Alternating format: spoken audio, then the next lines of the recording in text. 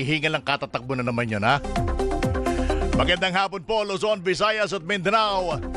Ako po si Willie Delgado Jr. Welcome po sa palatuntunang ATM. Anong take mo? Kayo po ba, ano bang take nyo sa katatapos na eksena dyan sa Senado, ha? Akala nyo, meron na namang bakbaka mangyayari, ha? Relax lang kayo, relax. Huwag kayong magmadali. May lakad naman yata kayo eh. Nagmamadali kayo eh. Utay-utay lang, ha? Darating daw tayo dyan. Ayan, at officially ho ay nag-convene na ang Senate Impeachment Court. Kaya ang magiging tanong, ang ating question of the day, handa ka na ba sa ganap ngayong linggo? Ayan. Sino ba mga lineup natin ngayong araw na ito, ha? Sino ba mga makakatsikahan natin, ha? Antabay lang tayo at habang ikinakamada ho ni Abby, ang ating mga makakatsikahan ngayong hapong ito ng Monday. Mamantakin mo nga naman, napakabilis ng panahon, ha? May 18, 2026. Kanina ho, matapos ho mag-convene ang Senate Impeachment Court, binibigyan ng 10 araw ang kampo ho ni Vice President Sara Duterte para ho mag-comment.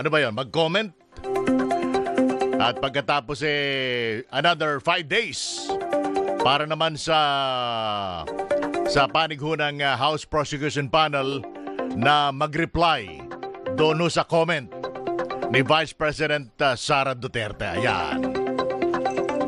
Ito na ho yung isa sa mga may pakaka. Kanina pa ako dun sa park. Akala ko mag-newscast pa. Kasi nakakailang items pa lang si Doc tuloy. Si Kakantoring, si Tony Velasquez. Ay, hindi, na-atras kasi ng konti. So nagbabagal-bagal pa ako, tapos parang dahan-dahan na babagsak yung ulan. So nagmo-moment pa ako dun sa kotse. So parang nagmumuni-muni ka pa. Ang ganda kasi makulimlim yung... Ako nag-i-enjoy ako sa makulimlim na panahon. Ngayon lang kasi ngayon lang tayo nakaranas ng makulimlim na panahon eh. Napakainit kasi, sa mga diba? nakalipas kasing araw, 'di ba? Oo. Tagak-taka yung pawis mo kahit na mayroon kang aircon, 'di ba? Tapos napakatindi ng sikat ng araw kanina, makulimlim. Hindi, pero doon sa parting Congress kanina, umulan ng lakas. Umulan. At least nakalibre ako ng car wash. Ay, oo. Actually, oo nga. Parang umulan nga napakalakas. umaga, Umulan. no? Siguro mga, mga... 11 ba? Mga tanghalian. Hanggang hapon. Kaya nga, salamat sa ulan eh. Nakalibre ako ng car wash. Kasi yung konting ulan pa, cuddle weather na ang tawag dyan.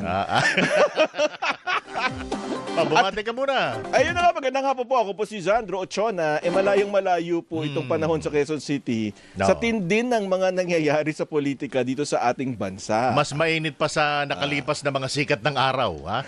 Yung mga nangyayari po sa atin ngayon. Pero singlabo ng panahon.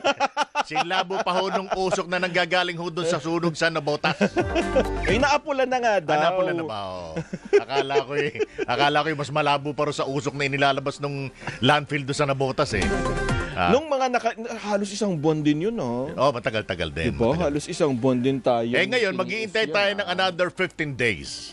Dahil Dahil matapos mag-convene, officially ang Senate Impeachment Court ay binibigyan ng pagkakataon ng kampo ni Vice President Sara Duterte na mag-comment doon sa articles of impeachment na kanyang kinakaharap ngayon sa Senado.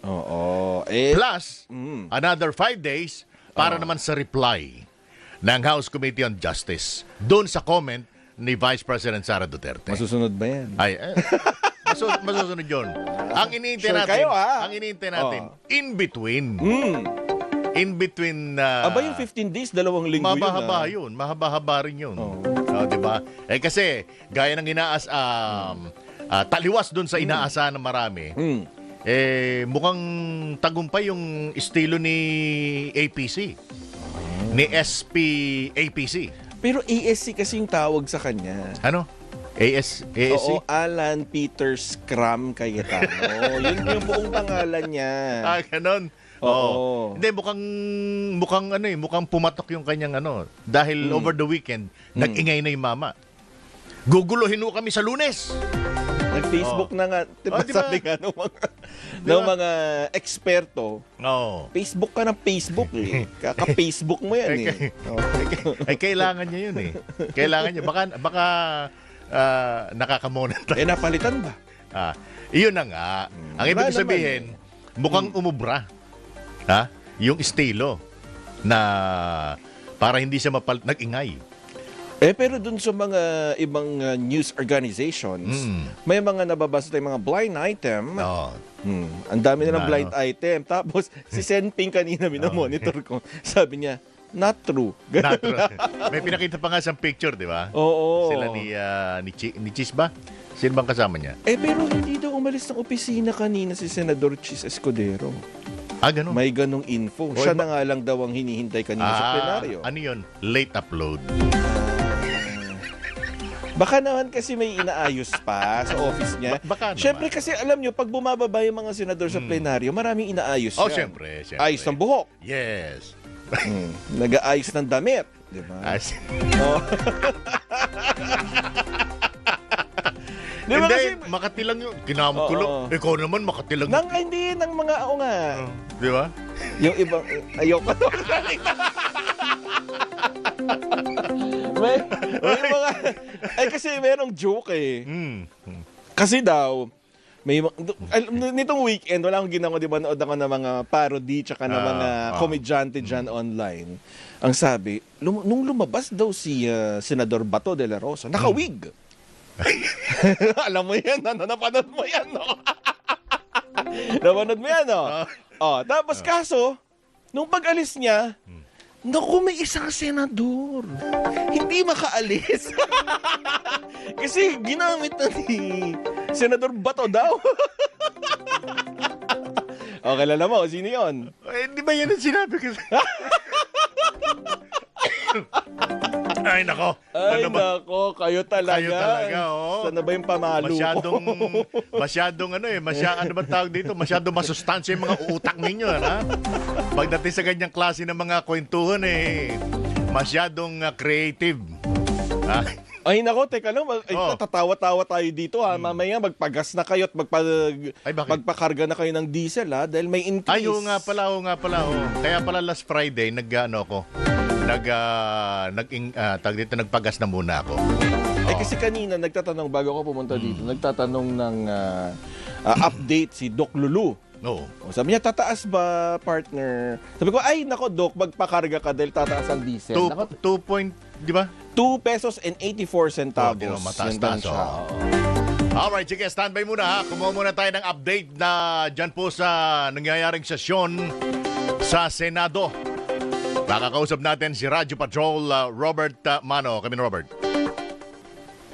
Matapos mag-suspend bilang impeachment court, nagbalik sa sesyon ang Senado kanina kung saan inihalal na nila yung ilan sa mga mamumuno sa mga permanent committees ng Senado.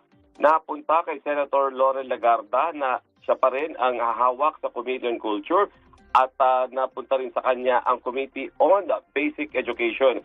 Si Senator Pia Cayetano, siya pa rin ang hawak sa Ways and Means Committee at Committee on Sustainable Development at maging ang Committee on Energy. Si Senator Christopher Bongo ang inihalal bilang chairman ng Committee on Health and Demography at Committee on Sports. Si Senator Joel Villanueva ang mamumuno o magiging chairman ng Committee on Higher Technical Vocational Education. Habang kay Senator Jinggoy Estrada napunta ang Committee on National Defense and Security at maging ang Games and Amusement. Si Senator Rodante Marcoleta, ang Committee on Public Services, ang napunta sa kanya habang mananatili kay Senator Robin Hood Padilla, ang Committee on Public Information and Mass Media, gayon din ang Committee on Cultural Committee and Muslim Affairs. So yan yung mga naihalal ngayong hapon. Bukas ay hahalal naman nila ang magiging majority leader at ilan pa sa mga komite na bakante pa at maging yung committee membership ay pupunan din yan sa mga susunod na araw. At kasunod yan, dahil nga sa bagong assign ng mga komite na ito, inirekomenda na para mas magkaroon ng oras na makipag-usap at ilatag yung mga gagawin sa bawat komite at makausap yung mga dating chairperson ng komite, ay nagdesisyon na din itong Senado na isuspend na yung kanilang, mag-adjourn yung kanilang sesyon ngayong araw at bukas sila babalik alas 3 ulit ng hapon. Iyan ang balitang kumpirmado. Robert. Sigurado. Robert, so ano yung napabalita dati na kay Padilla daw mapupunta yung basic education?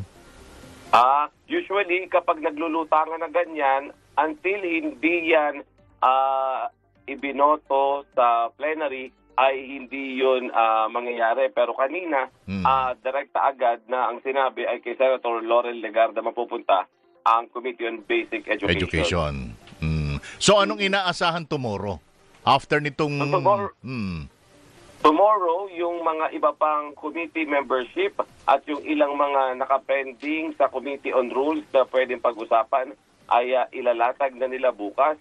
At posible din na pati yung mga minority kung saan sila mapupunta ng mga komite at kung may komite rin na ipapahawak sa kanila, bukas at sa mga susunod na araw na natin yan may nalaman. So ang anong inaasahan ng mga kababayan natin kung pag-uusapan natin yung kanina pagko-convene ng Senate Impeachment Court? Sa Senate Impeachment Court, hihintayin ang sagot ng Vice President. May 10 calendar days para sumagot siya upon receipt. So kapag naibigay na sa kanya ito, 10 araw na hindi na pwedeng i-extend yung ibibigay sa kanya.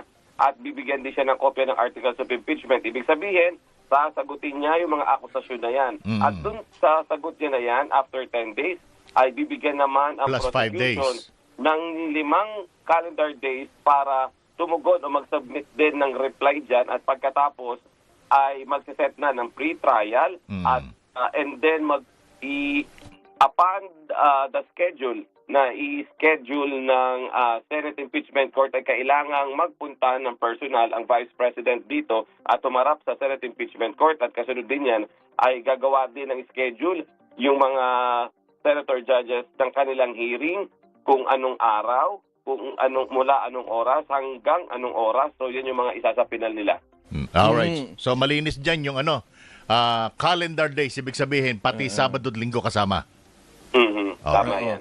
Bert, Hindi session days. Bert, balikan ko lang yung mga komite. Yes. Ano pa lang nangyari dun sa reklamo ni Senador Kiko Pangilinan na yung mga ibababasa na ng mga committee reports tsaka yung mga kung ano pa mga kailangan na pag-usapan sa plenaryo di ba, na-postpone. Ano nang plano dun?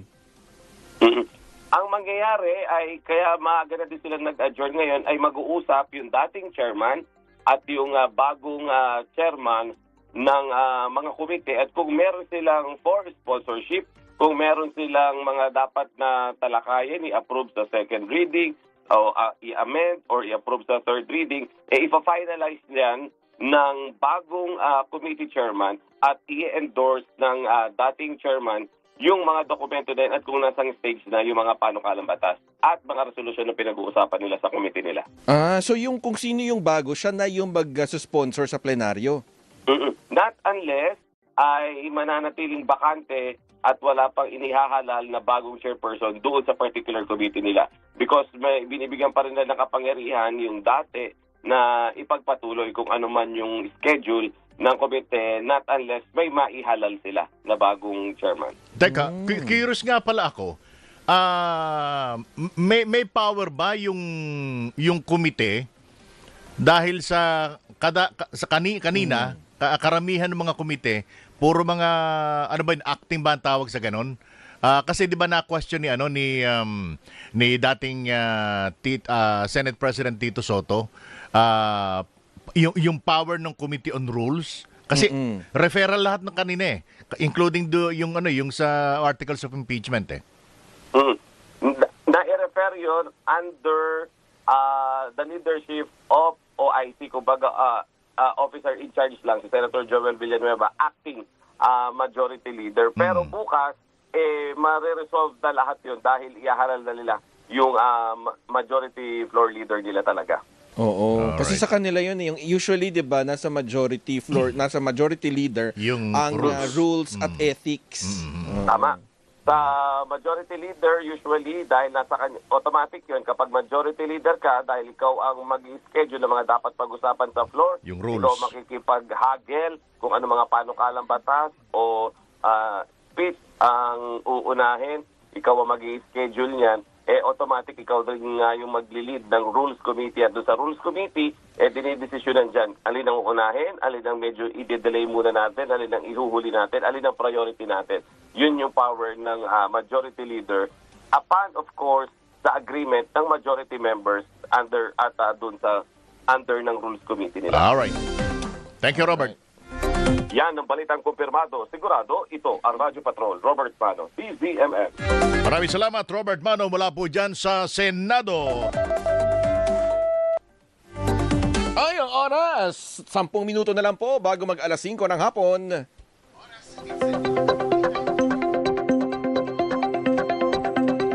Yun nga, kuya, kasi kadalasang tinatanong, akala natin kapag nagpalit ng liderato, yun na yun. Nagpapalit din kasi yung mga chairman ng komite. At ang masakit nun, kapag nagkaroon ng yung nasa third reading na, yung papasa na, Yes. paano yun, di ba? Magpapalit ng liderato dun sa komite na ng sponsor. Kaya nga nagkaroon kanina ng konting Pero, sabi nga ni Robert, bukas, baka i-resolve ba yung Kasi po karamihan puro mga puro mga OIC pa lang At mahigit 1 linggo nang nabalam yung trabaho. Dahil binakanting nga lahat ng lahat ng mga pwesto, di ba? Alright, sige, nga tayo, makakuha tayo ng ilang mga insights, mga inputs, kaugnay nung katatapos na pagka-convening ng Senate Impeachment Court. Makakasama natin via Zoom ang chairperson po ng House Committee on Public Accounts at miyembro po ng House Committee on Justice at kinatawan po ng Bicol Saro Party List, si Representative Terry Ridon. Magandang hapon po, Kong Terry. Kong Terry, good afternoon. Magandang hapon. Maraming salamat sa pag-imbita. So, paano to? Wala na atrasan to, Kong Terry. Officially, nag-convene na kanina at pinag-utos na ang pagpapadala ng komento sa kampo ni Vice President Sara Duterte. And after 5 days, within which ay yun namang reply mula sa House Committee on Justice, Kong Terry. Tama po yun.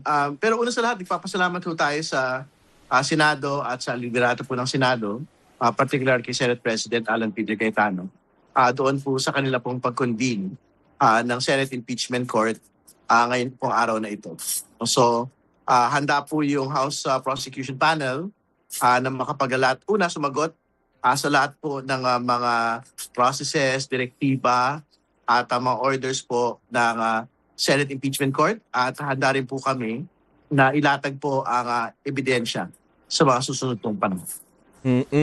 Pero kailan po pupunta yung House Prosecution Panel? Kasi if I'm not mistaken, parang ang nasabi, pupunta sana today. Kailan po sila pupunta? Yung po nga pagpunta na po ng House Prosecution Panel pagka nasa yugto na po tayo ng pre-trial, no?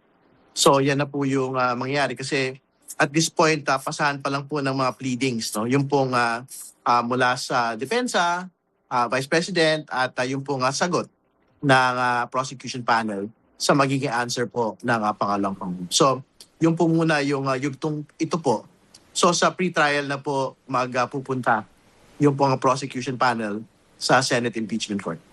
Kong Terry, kanina, nagkaroon ng closed door ang House Prosecution Panel and walang pinapasok even doon sa People Center mismo, no? Kaya naghintay sa labas yung mga would you care to share yung kung anong mga napag-usapan kanina? Ano ba yan? Preparation na ba yan? Wala naman ho. Ang totoo naman typically yung confidential naman po talaga yung preparations po ng House Prosecution Panel, no? Unless sabihin po na halimbawa meron po talagang public facing activity na ginanap, no? Pero kasama ho yung nakaraan po pagpupulong doon sa paghahanda na po namin. In fact, in the last couple of days mula po ng election, nung po mga House prosecutors naghahanda na po kaming lahat, no? Patungkol po dito at nagpipinal din po kami nung pong listahan ng mga magiging private prosecutors at syempre meron na rin pong hatian doon po sa mga iba't ibang mga articles of impeachment na tututukan po ng kanya-kanyang mga public prosecutors. Mga ilan ba yung target ninyo na mga private prosecutors? Wala naman hong pinal na listahan, ano? Ang maibibigay ho namin siguro sa mga susunod pong araw, yung pong mga initial na listahan po ng mga private prosecutors na tutulong po sa amin. Wala naman hong limitation kung ilan po yung mga abogado at mga law offices na pwede hong tumulong sa atin po public prosecutors. I understand may mga tinalaga na rin kayong magiging tagapagsalita ng House panel sa impeachment, Kong Terry. Well, hindi pa ho officially disclosed, no, yung kabuuan po ng listahan noong pong magiging mga tagapagsalita ng House Prosecution Panel. Pero hopefully within this week, banggit na po natin sa publiko. Ito pong private prosecutors at yung pong mga tagapagsalita po ng prosecution panel. Kanina, yung Makabayan Bloc ay nag-file ng isang resolution calling doon sa pagpapasurrender kay Senator Bato de la Rosa. And isa sa mga nabanggit ni Kabataan Party List Representative Attorney Reneco na magiging part siya ng House panel dyan sa impeachment kung saan isa siya sa magiging tagapagsalita. Can you confirm that, Attorney? Kong? Well, tingin ko po, isa ko siya doon sa mga napipisil, no? Na maging tagapagsalita. I think we have to wait for the formal announcement. Pero magaling naman pong abogada si Congresswoman ko, galing po siya sa UP College of Law. So tingin ko naman po, she is very competent to speak for the House Prosecution Panel in the event that she is announced as one of the spokespersons. Nabanggit niya, Kong Terry, she will represent yung mga kabataan dito sa usapin ng impeachment. Paano bang plano ninyong maglatag ng mga tagapagsalita ng House Prosecution Panel? May mga bawat sektor ba ang target ninyo? Ang totoo naman po ay very important po kasi na meron po public participation dito po sa impeachment trial ni Vice President Sara Duterte. So very important po na makahikayat po tayo ng malaking bilang ng atin pong mga mamamayan na tunghayan at makilahok dito po sa mga kaganapan pong ito. So I think meron pong ganong mga diin sa iba't ibang mga sektor para maging participative dito po sa kabuuan po ng prosesong ito. Dahil hindi naman po ito tungkol lang po sa mga senador, kongresista at mga matataas po mga impeachable officials, kundi ito po ay tungkol din mismo sa mga kababayan din po natin. Alright, Kong Terry, dyan ka lang saglit at relax ka muna dyan. Ha? At meron lang tayong konting hanapbuhay. Ay, ang oras! 3 minuto na lang bago mag 5:00 ng hapon.